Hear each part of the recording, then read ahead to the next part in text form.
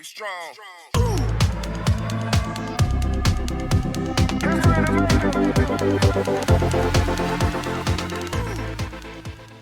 Hello everyone and welcome back to another Magic the Gathering deck profile. Now today it's going to be my updated Captain America, or as I like to call it, America's ass.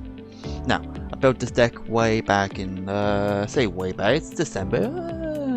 December was like 3 months ago. It counts. So I've tweaked the deck a lot in those 3 months. I've took cards out, put better cards in. And I think the deck runs more smoother. Like it has become more of a kill on sight commander. But when you play commander, that's kind of the risk you have with the game. Your commander can either be, we don't have to deal with it right now, or it could be the kind of, or here comes Cap. We gotta make sure Cap doesn't stay on the battlefield. Put him back in the fucking barracks. But that's what I get. And yeah, the deck is fun. The deck runs smoothly. You can throw your equipment to kill people. It's pretty good. So we'll get straight on to the profile. So here we are. So yeah, for those who don't know, Captain America is a 3-drop 4/4 white, blue, and white, blue, red.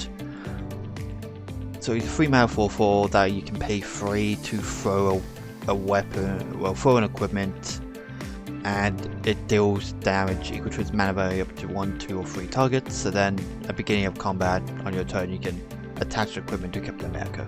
So yeah, he is like, as I said in the layouts, I don't really care about Captain America as a character. I only bought this because he was equipment based and he seemed to really fun. I'm also still using my Captain America sleeves. Yeah, which are from Marvel Champions, so it's not even the same card game, but they're the closest I could get to like Cap sleeves. So we go to creatures. I think there's like one new creature in here. But yeah, I'm still running, obviously we're running equipment, so we're still running a Stoneforge Mystic. ETB, search for equipment at your hand, pay to tap, put equipment for your hand on the battlefield. Pure Steel Paladin, ETB, draw a card, Mailcraft, equipment cost 0 as long as I have 3 or more artifacts. Scram, just again is a draw for casting equipments. I have no ores, nor do I have any vehicles, so it's just equipment, so he's just card draw. Headmaster makes my equipment cost less and the equipped abilities cost less. My Arden, he is a beginning of combat. You may attach any number of ores or equipment to target permanent or player. So all the equipments I usually up here are going straight on to Cap. Armored Sky Hunter, when it attacks, look at top 6, reveal a equipment, put onto the battlefield. Well, equipment or aura, if it's equipment, it gets put onto the battlefield under a creature you control. And then you put the rest on the bottom of the library in random order. We're still running my little Crafter of Wonders because he's a mana dork for equipments. Well, for artifacts, I guess. But mostly for equipment because you can have him add 2 mana, but only use this mana to cast artifact spells or activate abilities of artifacts. So you pay to equip something that has equip cost of 2. And the equipped creatures have flying, so Cap can fly in the air. I'm still running the Hari because affinity for equipment, it could just cost 1 red, 1 blue, 1 red, 1 white. I've got blue stuck in my head. And whenever Caps attacks, I can look exile top card, and if it's equipment, banging main phase 2, I can just play it without paying its mana cost. I'm still running my little companion because, yeah, abilities activate our mana ability cost 2, so all my equipment could just become, well, a lot of my small equipment could just equip for free. in case I don't have like pure still out. Still wanting World Breaker, because being able to steal stuff is good, I guess, in Magic anyway. The new edition is like a Grand Abolisher, just so that no one can interrupt my plays during my turn. So when I cast Cap, it isn't getting like counted. I'm still wanting Reality Chip, because being able to look at top card of your library at any time is still pretty good. And while it's equipped, cast spells and play lands with perfect library, even better. And I'm still wanting the Ginger Brute, because it's just funny to, if Cap is like high on its command attacks, you can just play this, pay 1 so it can only be blocked with Creature's Face and try and kill someone with Ginger Brute. Plus it's an artifact. Both of these are artifacts, so they help with like the Mailcraft. So that's kind of it. So yeah, not a huge amount of creatures, but we are mostly it's a Voltron. We are mostly Voltron, so our main guy is our commander, of course. We'll start off with the basic artifacts. So we're running, they're all mana rocks. Of course, we're running commander, so we're running Soul Ring, Arcane Signet, Talisman of Conviction, and a Talisman of Creativity, just so I have enough mana to use the abilities of Cap. Equipments, I'm still running like 20 equipments. Some equipments came out for other ones, but we'll go on. Obviously, we're playing Cap, so we're still running the Shield of War and Peace, Sword of Hearth and Home, Feast and Famine, Forge of Frontier, Fire and Ice, and Wealth and Power. We're still running 6 of Swords of So and So, because why not? I have them, and I might as well use them.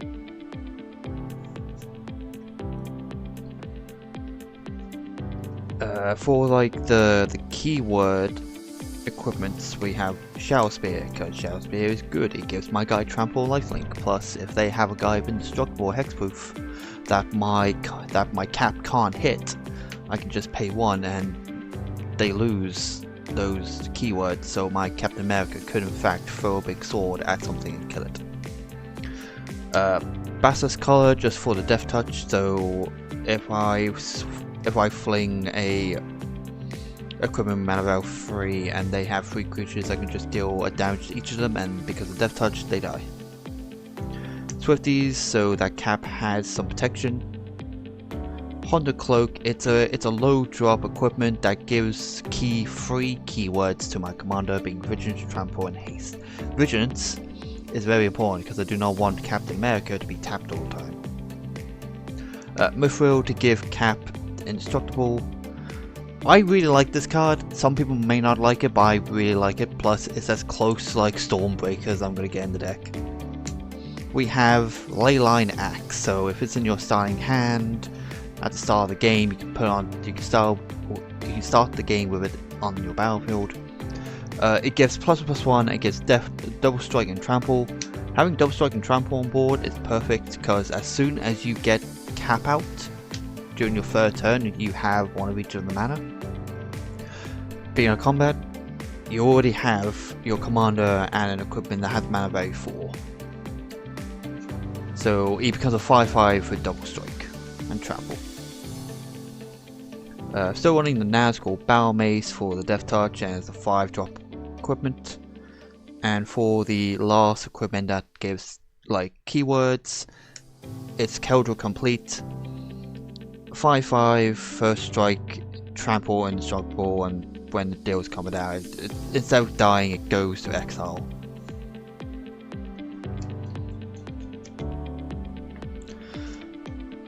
Now for the rest of the equipment. Obviously, we're still running the little Groot card. We're still running it. I think this is good, even though I have a few legendary equipments.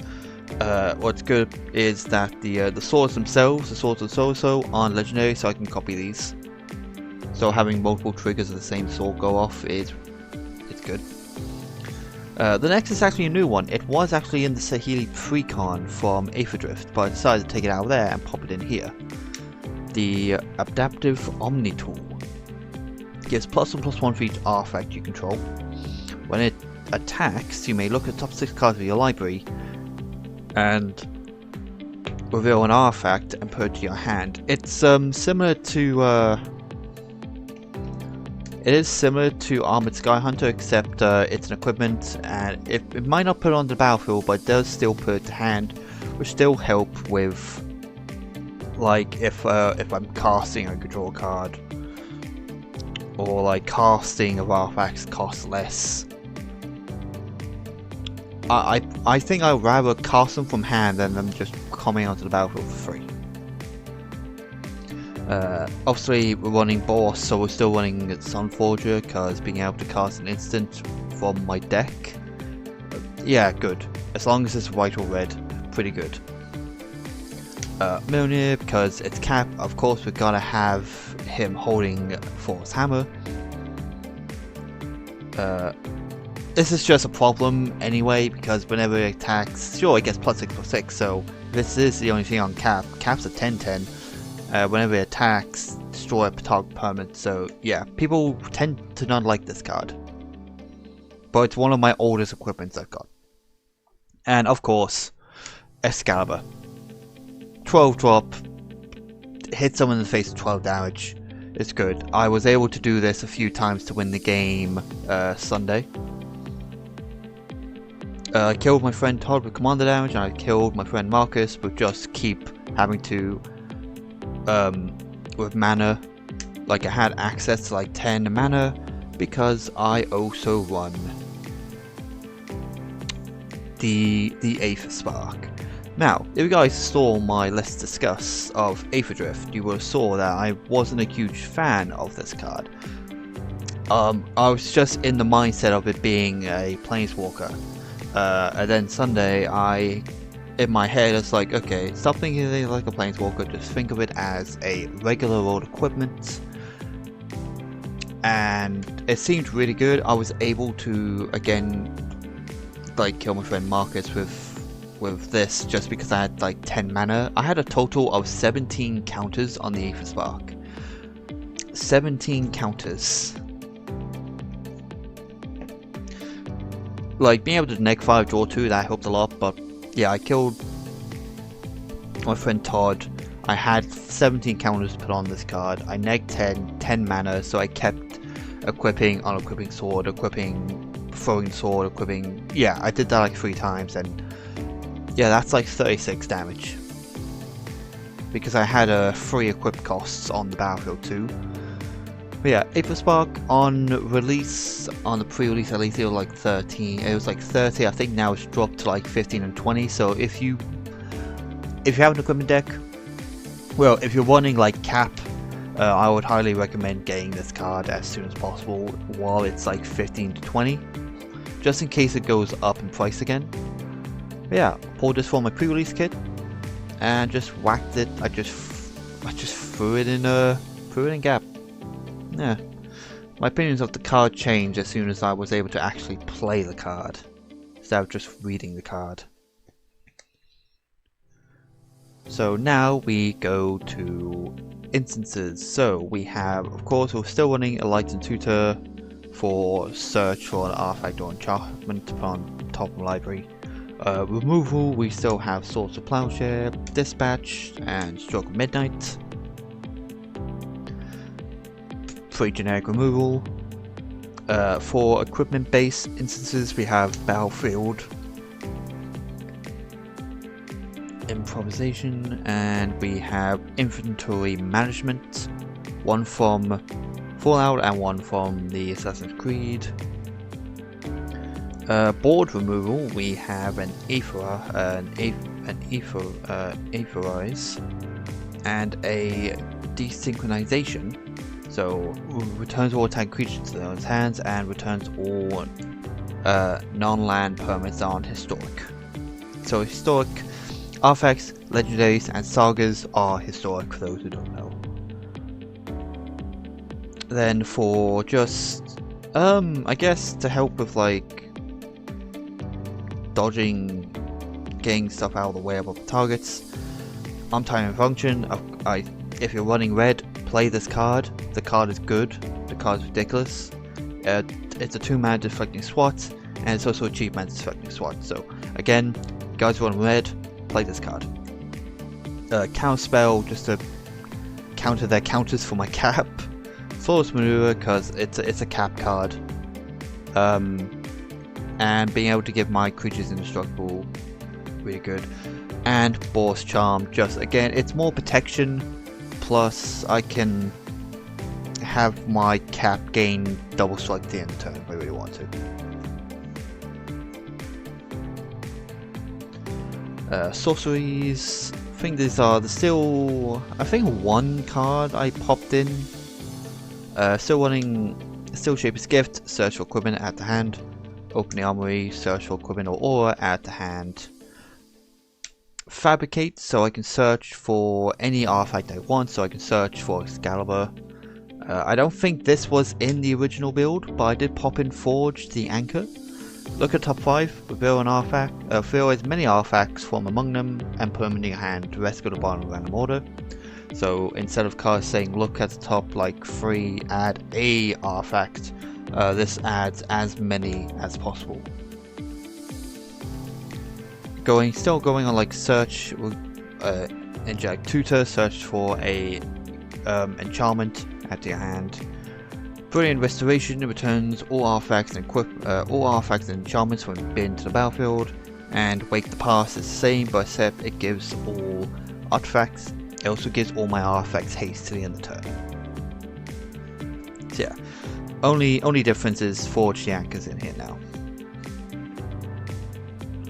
I actually changed a few. I've added a few more enchantments in this deck, but of course, still running Captain America's Aid, Forge, the Anchor, Fighters class, and our Fighters class.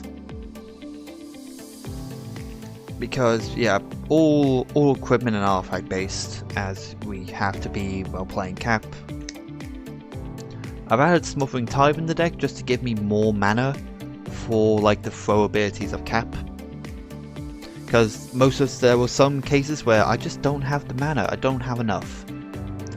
So I added this in the deck just so I can get some extra mana, just so I can try and throw Cap. And even if they do pay the 2 to not give me a treasure, that's 2 mana they're not using. But they're not able to use. I'm still running Ghostly Prism just so that if they want to attack me, they have to pay 2 for each creature.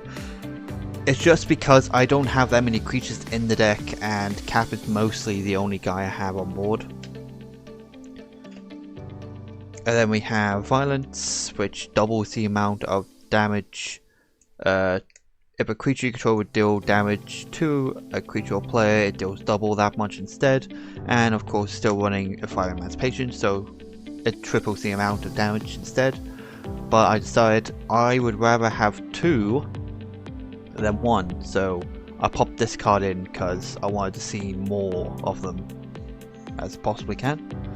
I probably will never have both of them on board at the same time, but if I can get at least one of them, then this is good. Now for the lands, I don't really think the lands have really changed all that often. Like Command Tower, pretty simple. Sacred Foundry and Hollowed Fountain I'm still using. And yeah, Battlefield Forge, Shelburne Reef, and Arbaca's Water. Still running all of them. These are like the damage lands. Pay 2 coming untapped, or Tactful Colors, or whenever you tap for color, it deals you with damage. So we're still running these lands. We're still running the artifact lands, so Great Furnace, Seed of Synod, and Ancient Den. Inventor's Fair, just for life, for a little bit of life gain, and to search for an artifact by paying 4. And Academy Ruins, this card was reprinted in the Saheeli Commander deck precon, which is insane. it's such a good card for equipment, and I think it was like £10. I think it's gone down now because of the reprint. And Relinquished Tower because of hand size, pretty much. Sacklands, we're running Fabled Passage just so I can try, if I'm missing a color, it's fine, I can play this and grab the color missing. Why can't I not say, why is the words Arid Mesa, Arid Mesa just to search for mountain or plains, which is what my Shocklands both have in common, they're both plains, so if I can grab one or the other if I need to. And the Perilous Landscape, just mostly to either be a color source if I need mana during the end phase. If it's on tap, I can just sack it and search for a basic. And still running, like we're running, what was it, like 7? Yeah, 7 plains,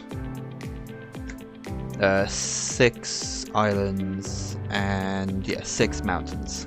A large majority of the deck is white still, because white has a good amount of removal. Good amount of white removal, and a lot of my equipment based cards are white.